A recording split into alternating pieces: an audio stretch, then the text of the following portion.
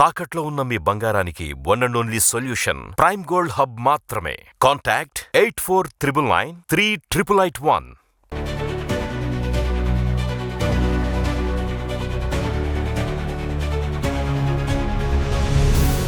Hi viewers, welcome to ఆదన్ మరొకొండం. నేను మీ ప్రసాద్. పక్కా ప్లాన్తో విజయసాయి రెడ్డి పైకి స్కామ్, కానీ దొరికిపోయారు.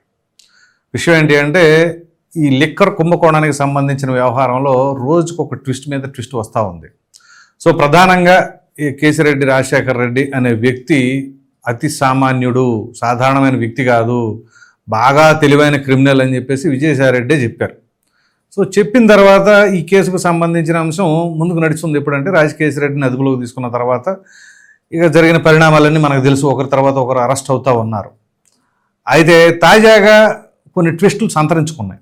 అవేంటి అనేది తెలియజేస్తాం. దానికంటే ముందుగా ఈ లిక్కర్ కుంభకోణం పైన మీ అభిప్రాయం ఏంటి అనేది కామెంట్ సెక్షన్లో తప్పకుండా తెలియచేయండి. ఇక ఈ కేసిరెడ్డి విషయానికి వచ్చేసరికి ఆయన తర్వాత కొంతమంది ఐఏఎస్ అధికారులు కావచ్చు, ఇక బాలాజీ గోవిందప్ప కావచ్చు, వీళ్ళందరూ అరెస్ట్ అయ్యారు. ఇవన్నీ ఒక ఎత్తు. దాని తర్వాత ఎంపీ అయినటువంటి మిథున్ రెడ్డి, ఆయన అరెస్ట్ అవడం అనేది ఒక పెద్ద సెన్సేషన్ ఈ కేసుకు సంబంధించిన అంశంలో. సరే, ఇంతవరకు బాగానే ఉంది కదా. మరి ఇప్పుడు విజయసాయి రెడ్డి పరిస్థితి ఏంటి? ఇప్పుడు విజయసాయి రెడ్డి ఈ కేసుకు సంబంధించిన దాంట్లో ఆయన కూడా అక్యూజ్డే, A4గా ఉన్నాడు. మరి అటువంటి విజయసాయి రెడ్డిని అప్రూవర్గా మారుతున్నాడా, లేదా ఏ విధంగా భావిస్తున్నారు, లేదా అక్యూజ్డ్గానే భావిస్తున్నారా, మరి ఆయన ఎప్పుడు అదుపులోకి తీసుకుంటారు? ఇది చాలా వరకు కూడా సంక్లిష్టంగా మారింది. సో ఈ నేపథ్యంలోనే అక్కడ వైసీపీ నాయకులు కొంతమంది మరి ఎప్పుడైతే మిథున్ రెడ్డి అరెస్ట్ కాబడ్డారో ఇక అప్పటి నుంచి కూడా దాన్ని ఏ రకంగా అధిగమించాలి, ఇక ఆల్మోస్ట్ ఆల్ ఇక తాడేపల్లికి ఈ కేసుకు సంబంధించిన అంశం కూడా తాగబోతుంది అని చెప్పేసి అన్న తరుణంలోనే ఇక్కడ కొన్ని ఇంట్రెస్టింగ్ విషయాలు. అవేంటి? ఇప్పుడు తాజాగా ఈ కేసిరెడ్డి ద్వారా ఈ కేసుకు సంబంధించిన అంశంలో మొత్తం కర్త కర్మ క్రియ అన్నీ కూడా విజయసాయి రెడ్డే అని చెప్పేసి ఆయన ద్వారా స్టేట్మెంట్ ఇప్పించే ప్రయత్నం. సో ఇప్పుడు ఆ విధంగా చేస్తే ఏం జరగబోతుంది? సో ఇప్పుడు మిథున్ రెడ్డి తర్వాత ఎవరిని అదుపులోకి తీసుకోవాలి అని అంటే, సాధారణంగా మీడియాలో వస్తున్న కథనాల ప్రకారంగా ఇక దాదాపుగా బిగ్ బాస్ ఇంటికి వెళ్ళబోతుంది, బిగ్ బాసే ఉండబోతున్నారు అని చెప్పేసి వస్తున్న తరుణంలో ఇలా కాదు అని చెప్పేసి డైవర్ట్ చేసి విజయసాయి రెడ్డి వైపు స్టీరింగ్ తిప్పారు. సో ఒకవేళ కేసిరెడ్డి అనే వ్యక్తి ఇప్పుడు విజయసాయి రెడ్డి వైపే తిప్పాడు అనుకుందాం, ఏం జరుగుతుంది? అది ఇంకా పెద్ద పెంట అయిపోద్ది. దాంట్లో ఎటువంటి సందేహం లేదు.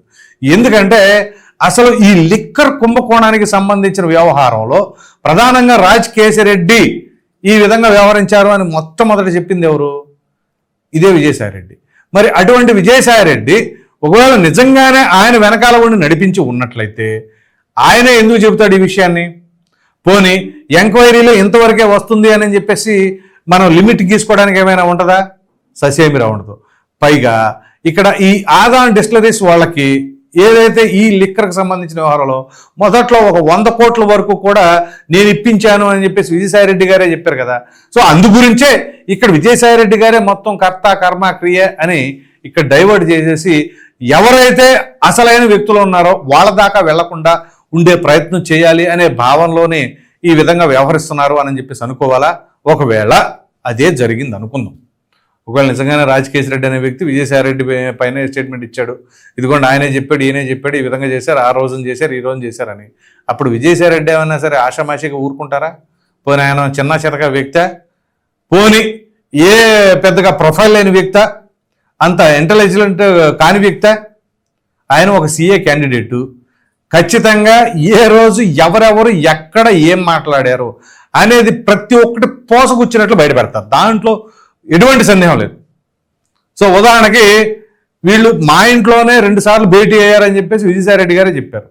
సో ఆయన దాన్ని మినహాయించి మిగతా అన్ని చెప్పలేదే. ఆ వాళ్ళ ఇంట్లో మీటింగులు జరిగిన ఈ విషయాలతో సహా చెప్పారు. సో ఇప్పుడు ఏం చేస్తారు? ఇంకా కొంచెం లోతుగా వెళ్తారు. లోతుకు వెళ్ళిన తర్వాత విజయసాయి రెడ్డి గారు మొదట్లో చెప్పారు, చూసారా, నేను సరిగ్గా నోరు విప్పానంటే ప్రతి ఒక్కరి గొడ్డలు ఊడిపోతాయని చెప్పేసి అన్నారు. అదే జరుగుద్ది ఇప్పుడు. ఖచ్చితంగా ఒకవేళ స్టీరింగ్ కనుక విజయసాయి రెడ్డి వైపు తిప్పితే ఆ విషయాలన్నీ కూడా బయటపెడతారు. బయటపెట్టి ఏ రోజు ఏ క్షణం ఏ ప్యాలెస్లో ఎంత మీటింగ్ జరిగింది, ఎవరికి ఎంత ముడుపులు చేరినాయి అని ప్రతి ఒక్క విషయం బయటపెడతారు.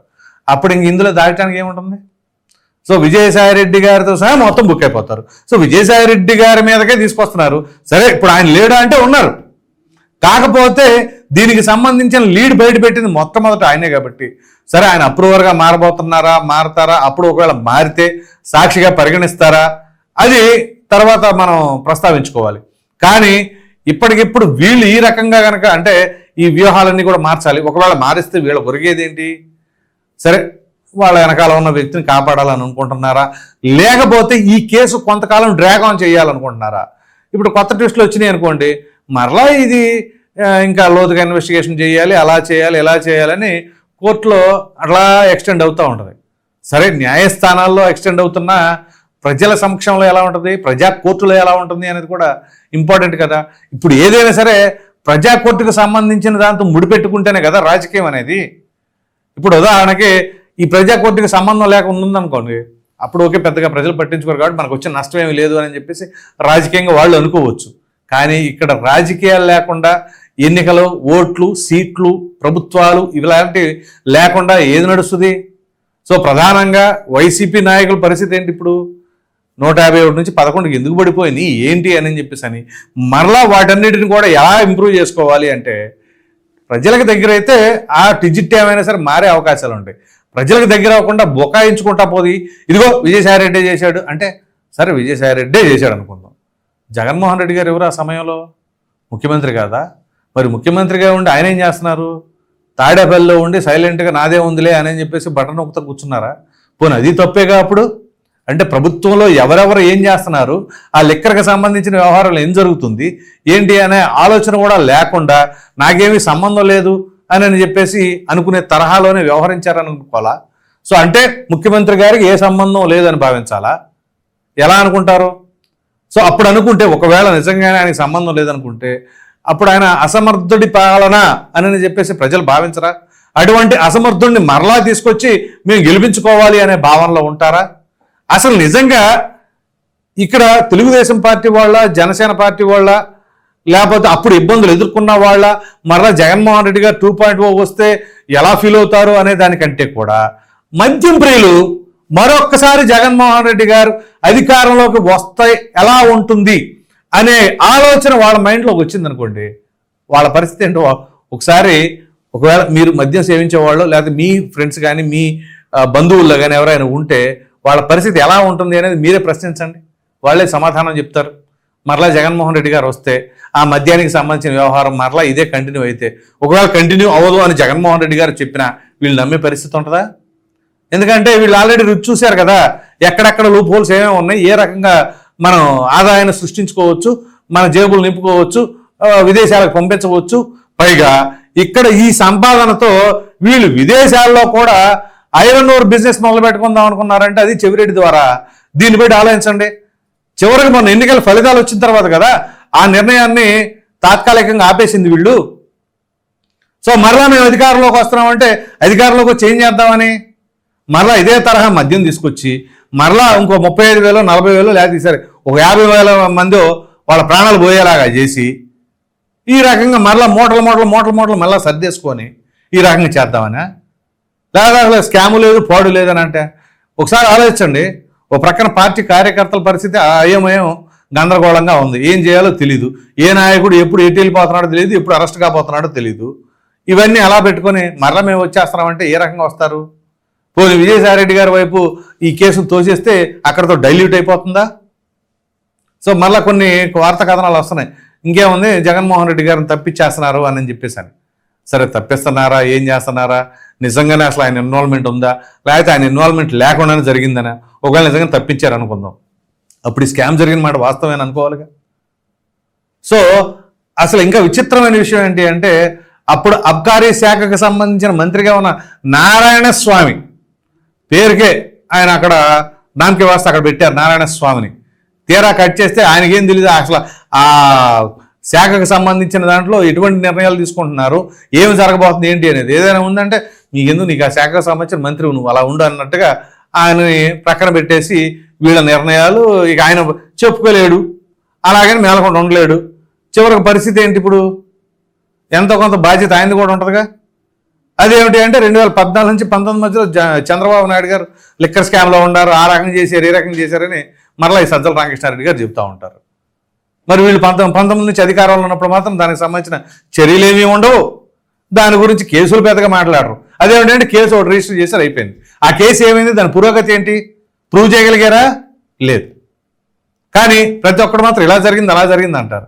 కానీ అసలైన బాధితులు ఎవరు? ఆ మద్యం ప్రియులు. అటు ఆర్థికంగా నష్టపోయి, ఆరోగ్యపరంగా నష్టపోయి, ఆ కుటుంబాలన్నీ రోడ్డున పడి దిక్కుతోచని స్థితికి చేరేలాగా చేసింది ఎవరు? అప్పటి ప్రభుత్వం. మరి జగన్మోహన్ రెడ్డి గారు ఇదేమీ నాకు సంబంధం లేదని అనుకోవడానికి ఆయన ముఖ్యమంత్రి కాదా? ముఖ్యమంత్రిగా.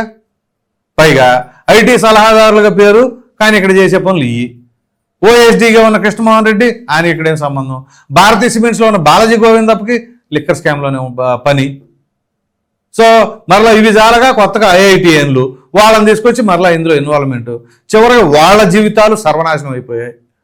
సో ఇన్ని ప్రక్కన పెట్టేసి వాళ్ళు తీరా కట్ చేస్తే తీసుకొచ్చి ఆ స్టీరింగ్ కాస్త విజయసాయిరెడ్డి వైపు తిప్పుతున్నారు. పోనీ విజయసాయిరెడ్డి వైసీపీ కాదా? పోనీ ఆయనేగా ఆ విషయం బయటపెట్టింది. సో వీటన్నిటికీ సమాధానం ఏం చెప్పరు. ఒకవేళ నిజంగానే ఇప్పుడు ఆ స్టేట్మెంట్ కనుక ఆయన పైన ఇప్పిస్తే అప్పుడు అసలు సెకండ్ హాఫ్ మొదలైద్ది. ఇక అక్కడి నుంచి మామూలుగా ఉండదు స్టోరీ. అసలు మొత్తం కథ ఏమేం జరిగింది ఏంటి, డైలాగులు, ఆర్టిస్టులు అందరు వ్యవహారం బయటపడుద్ది. సో అదేమవుద్దంటే తేనె తెట్టిన కనుక రాయితో కొడితే ఎట్ట అవుద్ది, మొత్తం కలిపి చల్లా చెదురుగా ఎగిరినట్టుగా ఆ రకంగా అందరి పరిస్థితి ఉంటుంది. మరి చూద్దాం ఏం జరగబోతుంది ఏంటి అనేది. ఈ వీడియో కనుక మీకు నచ్చినట్లు లైక్ చేయండి, షేర్ చేయండి. అదేవిధంగా విజయసాయిరెడ్డి వైపు ఈ లిక్కర్ స్కామ్ అంతా కూడా తోసేసే ప్రయత్నం, ఒకవేళ అదే జరిగితే ఖచ్చితంగా ప్రతి ఒక్కరు దొరికిపోతారన్న దానిపైన మీ అభిప్రాయాన్ని కామెంట్ సెక్షన్లో తప్పకుండా తెలియజేయండి. Thank you.